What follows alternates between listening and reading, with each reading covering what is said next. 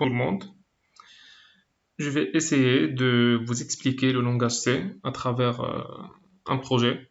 Le projet s'appelle Bataille navale. C'est un problème classique qu'on peut trouver sur Wikipédia, l'explication sur Wikipédia. Concernant le langage C, c'est un langage procédural, basique, qu'il faut apprendre, absolument apprendre pour commencer la programmation et l'algorithmique. Concernant le projet, à travers lequel on va essayer de comprendre le langage C, tout ce qui est basique, la déclaration de variables, la déclaration de variables, la récursivité, les conditions, et aussi la déclaration des fonctions et les tableaux. Par contre, on vient à un point qui est très intéressant, qui est très puissant, plutôt, on peut dire, c'est un outil qui est très puissant dans le langage C, c'est les pointeurs. Les pointeurs. Et aussi pour les variables, comment on va déclarer des variables typées, type structure, comme ça, type def, struct, int x, int y, ce sont les coordonnées qui sont inclus dans une même variable de type structure. Et ici, on va essayer de travailler avec les pointeurs, parce que les pointeurs, pourquoi on travaille avec les pointeurs? C'est pour changer la valeur d'une variable lorsqu'elle va être traitée par une fonction. Ça, c'est important.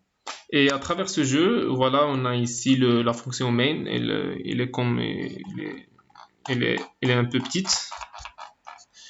Et toutes les fonctions, on les a définies ici dans un fichier à part. C'est ça ce qu'on appelle la programmation modulaire. C'est une notion qui est très importante pour l'organisation de vos projets. Voilà, ici, on a une fonction initialisation, etc., etc. Fonction affichée pour afficher les tableaux. Et finalement, ici, le header, on déclare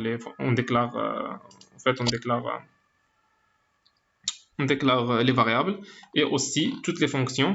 Et ceci a pour objectif, au fait, de savoir, lorsque le main il va appeler ses fonctions dans ce fichier, il ne va pas prendre en considération l'ordre puisque ils sont déjà définis.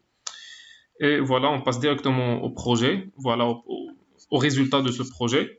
Alors voilà le menu du jeu, c'est bataille navale, menu du jeu, nouvelle partie, règles du jeu, la partie précédente, pour voir lorsqu'on va par exemple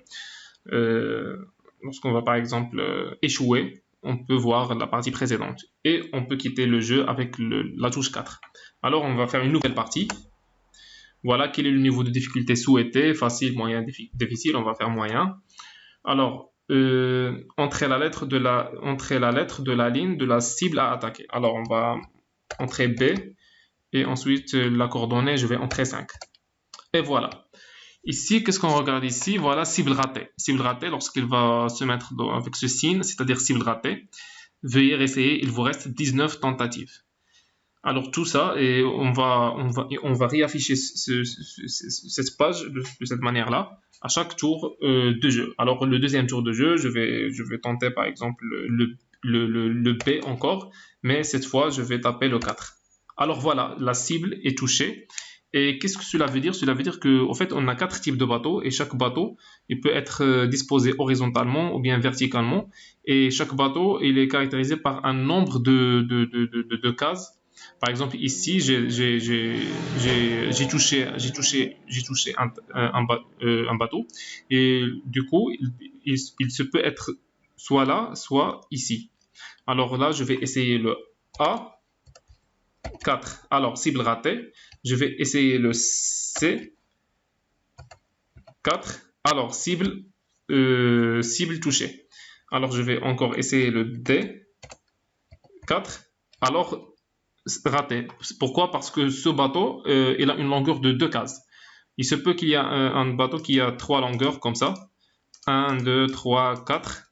Il y a d'autres bateaux qui ont une longueur de 3. 1, 2, 3. Il faut lorsque je vais taper les coordonnées des lignes et les coordonnées des colonnes, soit je vais le rater, soit je vais le toucher.